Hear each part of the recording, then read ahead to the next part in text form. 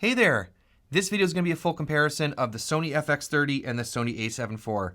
Now there are a lot of similarities between these two cameras, but taking a look at them, you can obviously see there are some major differences. So why am I making this comparison? Well, first of all, these are both very popular cameras in some of the newer releases from Sony, and they both have incredible specifications and capabilities. But one of the biggest things is the price, because they're in the same ballpark. The FX30 right now is selling for $1,800 without the top handle, and the A7 IV is selling for $2,500. So I'll get into all the nerdy tests and all that kind of stuff to compare these two cameras. But the bigger question that I want to answer in this is whether or not you should be picking up one or the other and who these two cameras are for. All right, so we'll jump in by talking about the image quality, which is probably the most important thing with any camera. I was really impressed with the image with both of these cameras shooting out in the real world. They look very similar, and a lot of that comes down to the fact that they both shoot in oversampled 4K. So the FX30 will shoot a 6K oversampled to 4K, whereas the A7 IV will shoot a 7K oversampled to 4K, which results in a very sharp and detailed image. They both shoot in 10-bit 422, and I think just the overall colors look great, and they're really easy to color grade. Overall, I would say in 4K 24, these cameras both perform very well and produce a very pleasing image. Now let's dive into some of the details with image quality. For these tests I shot in the studio, I used the same lighting, the same lens, I used a custom white balance, and I did notice there's a little bit of a color difference, and that's really to be expected. They have different sensors. And so what I found in the past is that the A7 IV colors are very, very accurate. So taking a look at this example here, you can see the colors are different, especially with the skin tones. I didn't do any adjustment in terms of colors. When I color graded these, I just added some contrast and saturation, but you know, the colors are a little bit different. Now let's get into some pixel peeping. So we'll start with 4K 24, and for this example here, you will see that the A7 IV is slightly sharper and less noisy, and this is really no surprise. You have a full frame sensor, and it's a 7K oversample versus a 6K oversample. That is not to say that the 4K 24 in the FX30 is bad in any way, but it is slightly less sharp, and it's definitely more noisy. Okay, so getting on to 4K 60, this is where it gets interesting. Now, the FX30 can shoot up to 4K 120, but it does 4K 120 with a crop. The A7 IV can shoot up to 4K 60, but 4K 60 has a crop. So what you'd expect to see here is the 4K 60 in crop mode is going to be pretty similar, I think, to the Sony FX30 because that already is a crop sensor. So taking a look at the comparison here, you'll see that the images on both cameras in 4K 60 look very similar in terms of noise and detail and sharpness. Now let's talk about 120 frames per second, and this is one of the big differences between these two cameras. The FX30 can shoot 4K 120 with a crop, and that's an additional crop on top of the APS-C crop. The A7 IV can't shoot 4K 120, but it can shoot 1080p 120 with no crop whatsoever, and that'll be in full frame mode. So taking a look at the images here, it's kind of what you'd expect. The FX30 is going to be sharper because it's in 4K, but what's interesting is that the 1080p 120 in the A7 IV was definitely less noisy. So that's definitely something to consider, because when you have a crop on a crop sensor, you're going to get more noise than the A7 IV in 1080p running the full width. Next, let's talk about dynamic range. And for this simple test, I stood in a dark room next to a bright window, and I exposed the highlights, the bright parts of the image outside to not clip, and I tried to recover as much information as I could in the shadows. So taking a look here, comparing these two cameras, I think the A7 IV did slightly better. You see a little bit more detail and color information in the shadows. But that's not to say the FX30 isn't impressive. The A7 IV, in my opinion, has amazing dynamic range, and I've always enjoyed shooting with this camera. So the fact that the FX30 comes close to the A7 IV is pretty awesome. Next, let's talk about the low light or high ISO performance of these two cameras. So I did this test like I usually do. I get proper exposure in both of these cameras in S-Log3 using 41% on a gray card. I set my exposure using my key light, and then I keep everything the same. All that I do is I will raise the ISO by 1/3 of a stop and then adjust the shutter speed by 1/3 of a stop to keep the exposure exactly the same. Now, when I take these images into the computer, I just add some contrast and saturation. I don't touch the color at all because I already did a custom white balance, so you can see the color differences as well. So taking a look through the images here, just overall, you'll see that the A7 IV has less noise at every ISO, and it's definitely closer in the lower range, but you start to see more of a difference at ISO 4000, and as you continue to go up at 6400 and above, the FX30 starts to get a lot noisier, and you also start to lose some color information. So I think the A7 IV does really well in the mid and high ISO range, and I think really beats out the FX30 in terms of low light and high ISO performance. Next, let's talk about the IBIS, or in-body image stabilization, between these two cameras. And I tested this out doing a walking shot, hand-holding the camera, and also trying to get a static shot. So for the walking test, I used the 16-35 f4 Zeiss lens. That does have stabilization, which I wish it didn't for this test, but it's the widest lens I have. So I shot at 16 millimeters on the FX30 and 24 millimeters on the A7IV. And then for the static shot, I shot that with the 24-70G Master Mark II, which doesn't have stabilization, so I could really test out what's going on inside the body. So taking a look here at the walking test, both in the standard and the active stabilization, I think they perform very similar to each other. I'm usually not very impressed with this sort of stabilization in Sony cameras, but I think there's really not much of a difference between the two of them. And then standing there with the static shot, you know, taking a look here, I think they both perform very similarly. And of course, the active stabilization will punch in a little bit. So if you're going for more of a static shot, I think both of them perform pretty well. Next, let's get on talking about rolling shutter. And if you take a look here, you can see that neither of them are perfect, but the FX30 does a lot better than the A74. So if rolling shutter is something that's of concern for you, then you definitely want to go for the FX30. After doing some of those comparisons and tests, let's talk about what's the same between these two cameras. So as I said earlier, they both shoot in 4K 10-bit 422 up to 60 frames a second. They have the same internal recording codecs, XABC SI, S, and HS.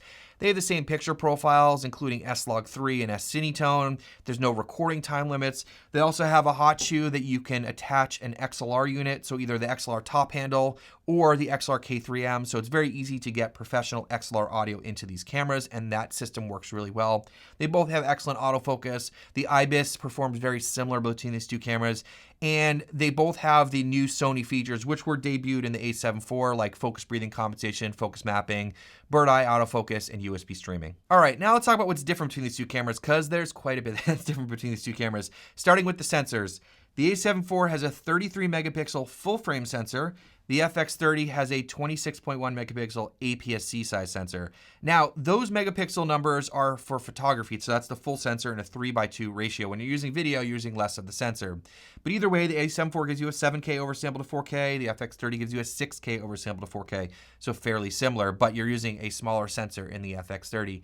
Now, having crop mode in the A7IV is really helpful in my opinion, and what that allows you to do is select a Super 35 crop, which is a 1.5 times crop, and you can do that in modes like 4K 24 and also shooting photography, which is really nice to be able to extend your reach when you need to. Now, 4K 60, of course, forces you into crop mode, and I think the only way you can get a crop on the FX30 is by shooting in 4K 120. If you want to do external recording, the A7IV doesn't allow you to do that in the 16-bit RAW mode as the FX30 does. Of course, you can put output over HDMI, but you won't get that 16-bit RAW external recording. Let's talk about photography a little bit, which, you know, I don't talk much about photography on this channel, but there are a few major differences between these two cameras. Now, the FX30 does not have a mechanical shutter, and it's limited in some of its photography capabilities like burst shooting mode, bulb mode, and some other stuff. Having mechanical shutter is great for photography, but one thing as a videographer I love is that when you take off the lens cap, the mechanical shutter can cover the sensor, which keeps dust out of it, and I'm a huge fan of that.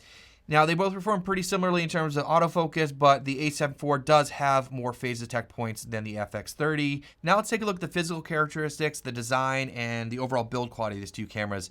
So taking a look at them, you can see obviously there's a huge glaring difference in the fact that the FX30 does not have an EVF. And the EVF is helpful for a lot of people in a lot of situations.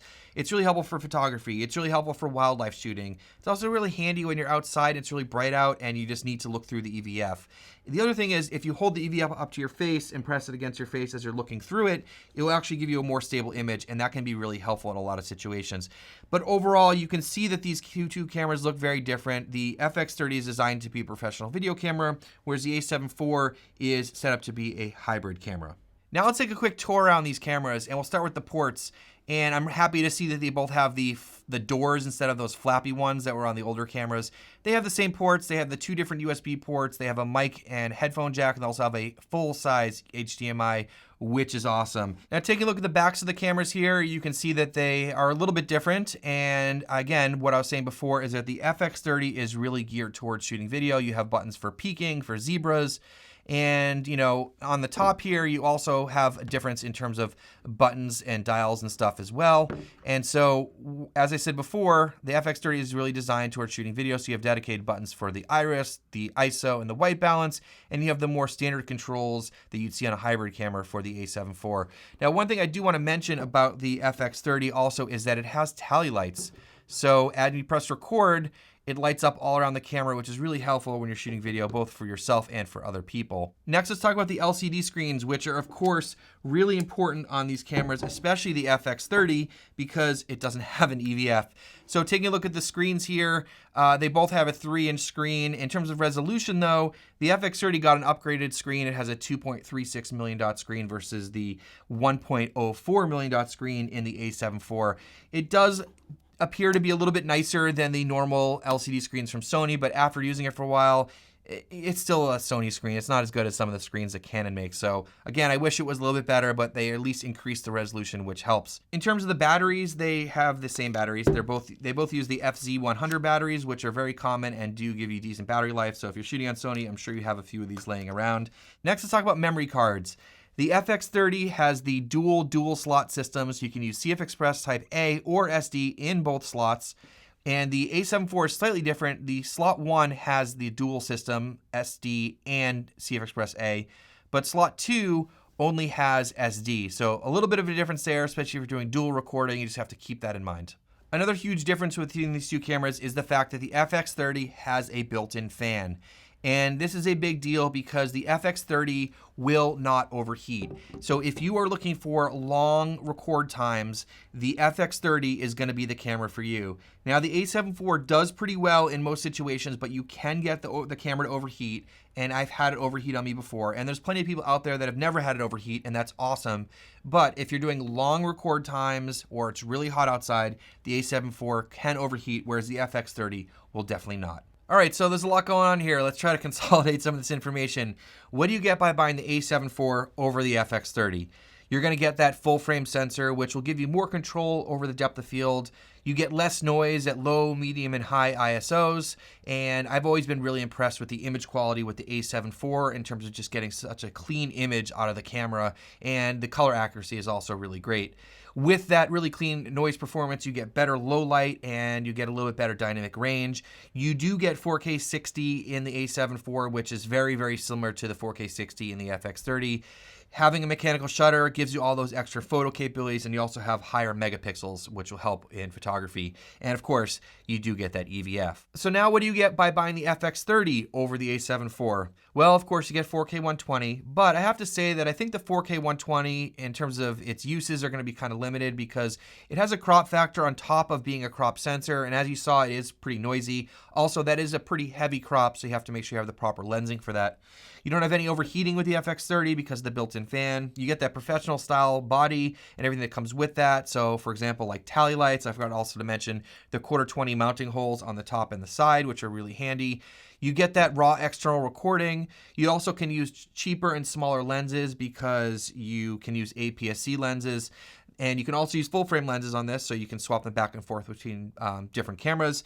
But keep in mind, if you're shooting wide things, like you're shooting real estate or vlogging, you're going to need much wider lenses to compensate for that crop. You get better rolling shutter performance, and you also have Cine EI in this camera, which will help if you're pairing this with cameras like the FX3, FX6, and FX9. In terms of the prices, like I mentioned before, they're kind of in the same ballpark. The FX30 is going for $1,800 body only and $2,200 with the XLR top handle, which is definitely a little bit cheaper than the Sony A7 IV going for $2,500 body only. So now on to the big question.